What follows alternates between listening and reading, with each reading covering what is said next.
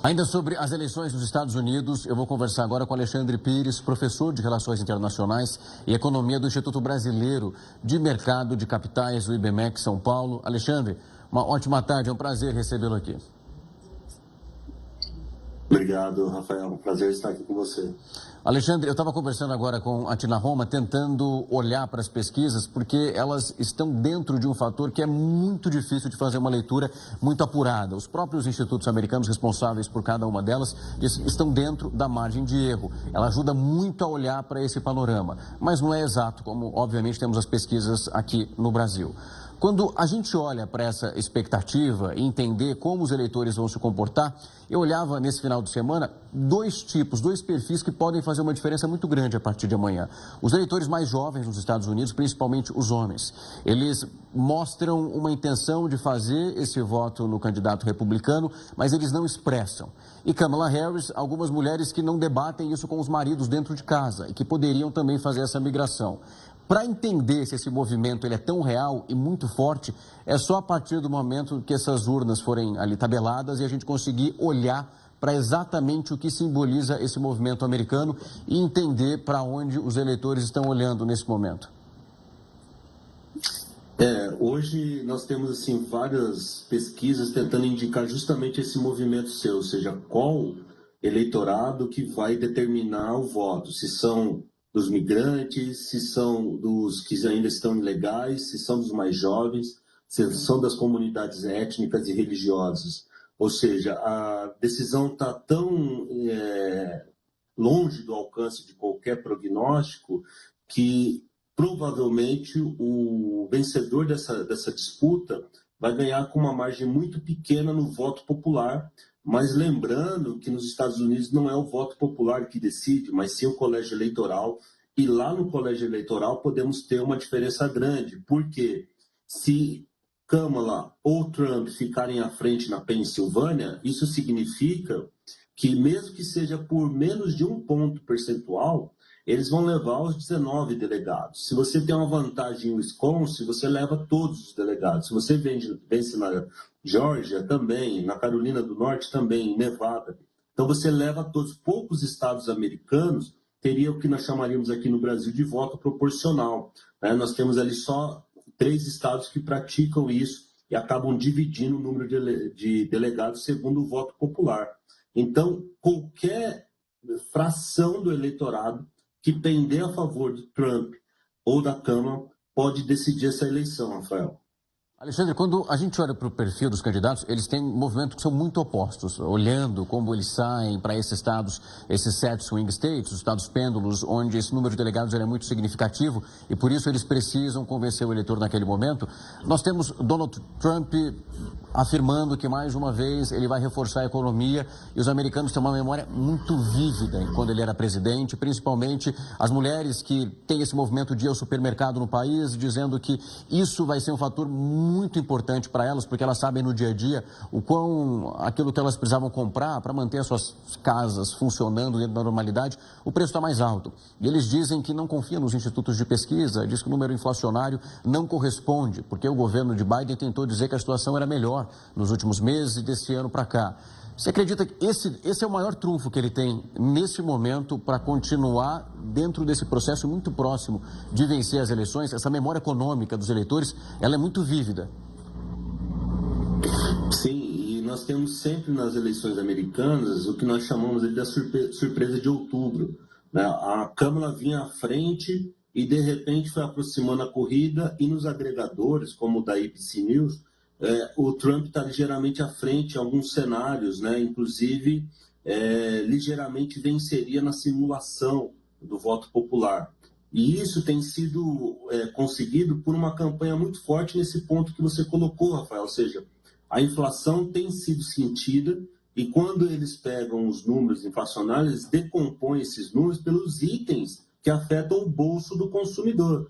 E aí nós vemos ali que no período do Trump, essa cesta de consumo, aquela cesta básica do americano, ela saltou ali de uma inflação de 3, 4 pontos percentuais para algo de 20, 25, dependendo da combinação, até um pouco mais. E isso tem sido repercutido com muita força pelas redes, Lembrando que hoje nós estamos vivendo uma eleição americana em que as redes sociais se tornaram um outro campo de batalha, além dos swing states, né, esses estados que são decisivos. Nós temos ali um Elon Musk criando um espaço para circular esse tipo de informação, tem a própria rede social do Donald Trump, então é uma eleição diferente, mas tem um efeito surpresa, Rafael, que ninguém ainda sabe qual vai ser, ou seja, no comecinho da gestão do Biden e da Harris, houve um fluxo grande de imigrantes ali que foram favorecidos em sua entrada para os Estados Unidos. E eles podem, sim, de alguma maneira, conseguir votar, e isso, num estado em que a decisão vai ser de 50 mil, 100 mil votos, pode sim levar a uma vitória, né? Ou seja, mesmo o estado do Michigan, que era um estado que estava indeciso, as pesquisas atualmente têm colocado ele como um estado que agora vai com Harris, né? Com a Kamala Harris. Então, assim, são detalhes: economia, migração e política externa, especialmente a guerra ali em Israel e na Ucrânia. Alexandre, você me deu a deixa, eu vou aproveitar. Quando a gente olha para a situação ali do Michigan, eles têm um número específico de 15 delegados. Nós temos o que eles chamam a muralha azul, a Blue Wall, onde naturalmente os democratas eles vencem as eleições nesses estados. E Biden venceu a última eleição, Donald Trump conseguiu um fato muito importante quando se tornou presidente dos Estados Unidos ali. E você toca na questão que é justamente o que Kamala precisa responder. Nós temos muito imigrantes do Oriente Médio e eu estava acompanhando esse final de semana entrevistas com alguns dizendo que eles se sentiam traídos pelo Partido Democrata porque eles discordavam de como o país tem contornado ou tentado assim fazer a situação entre a luta entre Israel nesse momento contra os terroristas do Hamas. Inclusive, quando eles tinham a possibilidade de fazer a votação ali nas primárias, muitos assinalaram uma versão que nem existia na urna, como um voto muito simbólico, sendo contrário durante a convenção democrata, que não queriam Biden. Ali ela vai precisar contornar, porque se ela não contornar, ela perde 15 delegados. É uma situação que não era um problema para os democratas nesse momento, mas que hoje é. Exatamente, né? Se nós olharmos os rallies ali do Trump, essa semana ele apareceu com uma dessas vozes árabes, inclusive colocando que a Palestina vai desaparecer. Então, o Trump tem conseguido se equilibrar em algo que é bem difícil, né? Ser pró-Israel e, ao mesmo tempo, ser pró-árabe, né? No discurso anti-guerra. E todo o movimento eleitoral atual tem tentado colocar uma pecha ali no Partido Democrata que eles seriam um partido pró-guerra. Né? Então, pode ser que até nessas situações que pareciam tão consolidadas, nós vejamos uma surpresa, como nós vimos lá na primeira eleição do Trump. E isso vai ser uma surpresa por quê? Porque a contagem de delegados muda completamente.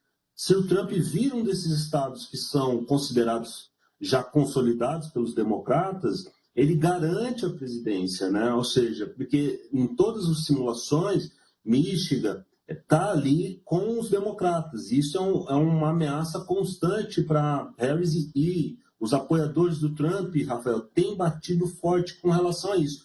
Por outro lado, a Harris tem tentado fazer um discurso favorável, mas, ao mesmo tempo, o histórico do atual governo mostra ali uma postura que acaba ficando inegável para a comunidade árabe. E isso pode repercutir também para outras comunidades que nós não sabemos no momento qual é a questão mais sensível para elas. E isso pode virar votos. Estava dando uma puxada nos números aqui, Alexandre. Nesse caso, durante a convenção dos democratas, nessa escolha ali de Joe Biden para a reeleição, eles foram mais de 100 mil registros como uncommitted. Eles não se relacionavam a nenhum candidato. E ali tem um ponto também muito específico para eles. Podem ser que eles não votem para Donald Trump, mas ele já deixando de votar já é um benefício imenso para ele, porque ele consegue levar em números ali essa votação. Ela não vai receber o voto, ele também não, mas o seu rival não recebendo já é uma solução. Exatamente. Nós temos uma situação bastante atípica quando a gente olha a visão do voto popular com relação a quem eles gostariam que estivesse ali, se eles são pró-Trump, pró-Câmara, se acham que o Trump está muito perto de apoio de radicais, eles fazem a mesma pergunta para Harris, nós temos números parecidos. Então, nós estamos numa situação que não é tão clara como antes, né? Ou seja, a Kamala Harris ela pode realmente estar ali numa situação completamente nova e tudo que nós calculamos até agora não se confirme, ou seja, esse eleitor democrata ele pode estar desiludido, como você falou. E claro, se ele não vai à urna, que historicamente ele vai muito à urna, os republicanos que tinham uma alta abstenção, pode ser que haja uma inversão. Lembrando também, né, Rafael, que nós já temos 80 milhões de votos por correio. Praticamente metade ali da votação já aconteceu, nós só não sabemos o resultado. Acompanhando também, Alexandre, qual vai ser o comportamento do candidato que vencer a eleição? Principalmente, eu acho que isso é importante a gente relatar para quem nos acompanha nesse momento. Tem dois movimentos ali, que eles chamam de Blue Shift and Red Mirage, que é logo no início dessa votação, se nós tivermos os votos vindo de capitais, de grandes centros, os democratas, eles aparecem na frente. Se as zonas rurais elas forem lidas com mais velocidade, Donald Trump aparece na frente. O que nós vimos na última eleição era que Donald Trump, quando ele sai na frente, os estados eles começam a ficar num tom de vermelho, um pouco mais forte, até depois começar a perder força, mas antes disso ele já se declarava o campeão das eleições. Nessa sua análise, no comportamento que nós temos do candidato republicano até esse momento, você acredita que isso pode se repetir, contar essa vantagem antes da hora? Exatamente, pode gerar uma distorção, como tem ocorrido em vários sistemas que fazem essa apuração num momento específico do tempo, né? Ou seja, depende de qual é a urna que está sendo aberta, ela distorce o resultado. E isso pode aumentar a polarização, intensificar esse conflito ali político que existe nos Estados Unidos, ou seja, já existem muitas teorias, tanto conspiracionistas quanto teorias das fragilidades do sistema. Existe, sim, algumas fraudes, como existe fraude em qualquer sistema eleitoral, e isso pode ser potencializado, levando uma deslegitimação do sistema eleitoral. Todos querem evitar isso. Parece que nessa eleição está havendo um maior cuidado. Provavelmente a pressão para que o voto por correio acabe, que o título eleitoral passe a ser verificado com mais gente, isso aí tudo pode acontecer na próxima eleição. Ou seja, pode ser que agora, dependendo do resultado, os Estados Unidos forcem uma legislação para reformar o sistema eleitoral que é cuidado pelos estados e não pela federação, porque isso tem sido um mote há 4 anos na maior democracia do mundo e isso não pode continuar acontecendo. Alexandre, quando a gente olha para essas mudanças, estava olhando inclusive a situação da Pensilvânia, onde os candidatos estão nesse momento. Donald Trump ainda vai sair dali, vai tentar se movimentar por outros pontos importantes, mas Kamala fica pelo menos até amanhã. Nós verificávamos que a situação da Pensilvânia, ela tem Trump quando ele vence, depois acaba retornando, é um típico swing state, depois volta para Joe Biden. Para Kamala, ela pode perder a Pensilvânia nesse momento, mas ela pode perder se ela ganhar com muita facilidade esses outros.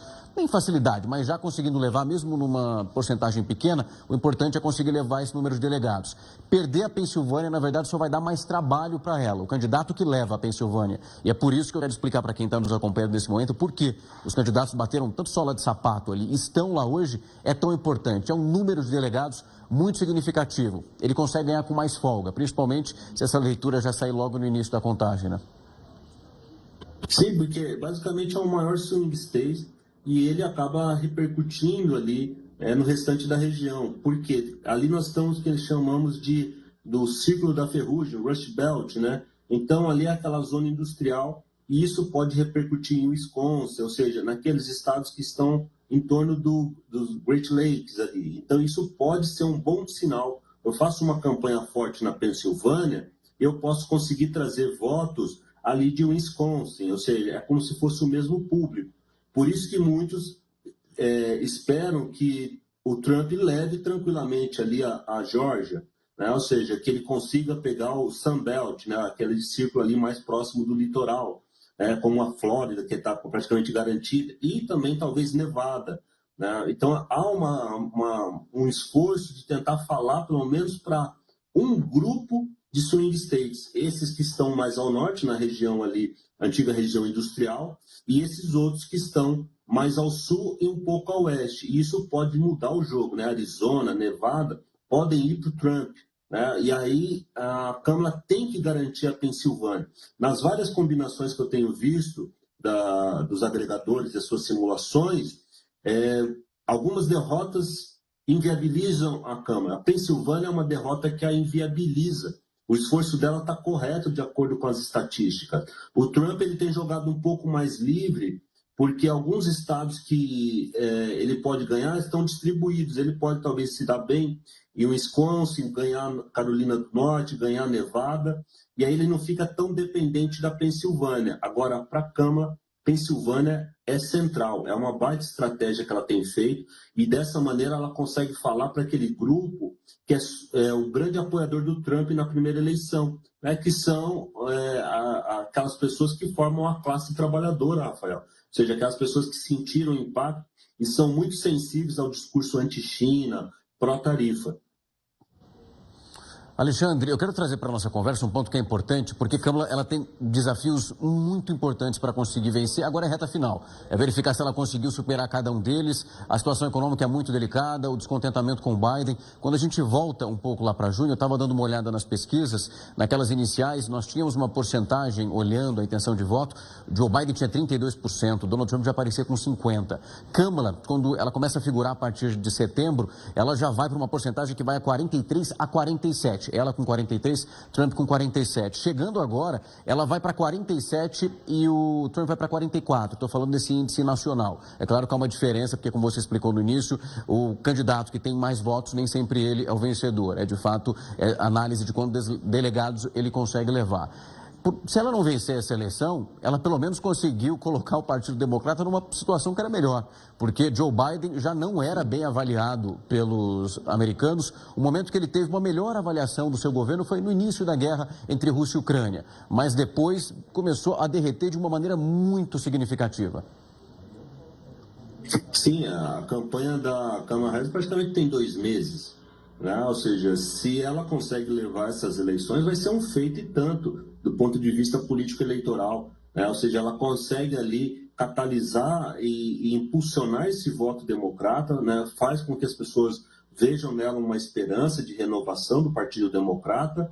Ela né, funde ali alguns aspectos de Hillary Clinton com Barack Obama. Ela consegue fazer com que o Barack Obama saia ali do sofá e vá fazer campanha para ela, consegue mobilizar uma quantidade grande de celebridades. Então, ainda que ela tenha tido uma vice-presidência bastante apagada, né, Rafael, nós acompanhamos isso, ou seja, todo mundo via que ela ia ser preparada para ser a sucessora e pensávamos que ela despontaria durante a vice-presidência. Foi uma vice-presidência apagada, mas na hora que ela pega o bastão, ela surpreende. Né? Ou seja, e aquele primeiro e único debate com o Trump fez com que ela ficasse mais fortalecida, robustecida, ou seja, parecesse realmente ter um material, né, para ser presidente, para falar como eles dizem. Né? Então, é uma surpresa e eu não duvido que a gente vai ficar até o último minuto ali para descobrir